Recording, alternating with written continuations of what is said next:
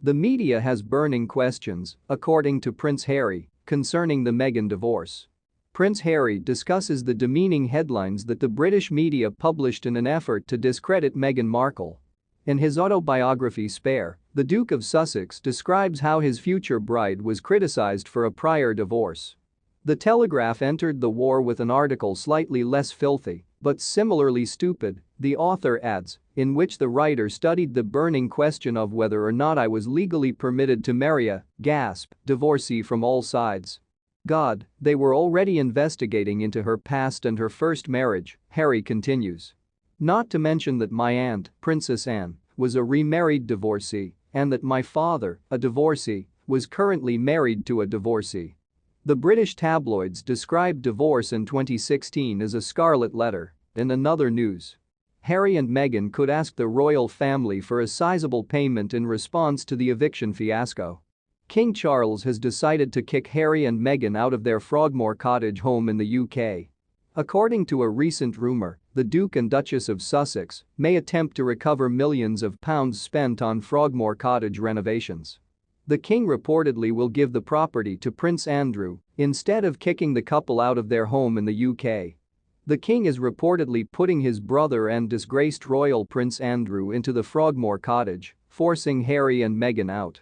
The Sussex's spokesman simply stated in a statement, "We can confirm the Duke and Duchess of Sussex have been ordered to evacuate their house at Frogmore Cottage earlier this week. The improvements cost the taxpayers £2.4 million, and Harry and Meghan were responsible for covering any costs that exceeded the allotted sum."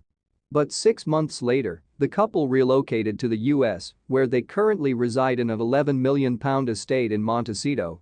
With an agreement to lease Frogmore Cottage for an arbitrary number of years, the couple later paid the Crown estate back for the cost of the improvements. The couple claimed at the time that after the renovation, their family will always have a place to call home in the United Kingdom. According to royal representatives, Harry and Meghan's choice to repay the £2.4 million spent on Frogmore was a fair bargain for taxpayers. The couple could request the money be returned to them now that they are being evicted, though. Fans of the royal family have criticized the couple for being out of touch if they want a compensation. Hilary Fordwich, a royal specialist, stated to Fox News Digital, "Even Aesop understood the adage, 'Be careful what you ask for' in 260 BC. There are repercussions for H&M's Harry and Meghan declaration that they desire to lead a more normal existence. The idea that they anticipate receiving compensation for either improvements or their rent is the mindset of someone who is so utterly detached from reality that they have no idea what the repercussions of their actions will be. Where in life are there no repercussions for one's actions? Maybe Harry can return everything after subtracting what he's expecting back from what he was given by his father, mother, and grandmother." One of the main connections between the California-based royals and Harry's native country was Frogmore Cottage, which led some to speculate that they might not attend the king's coronation. According to reports, they have been invited to the historic occasion on May 6 in Westminster Abbey in London. But they have not yet said whether they plan to go or not.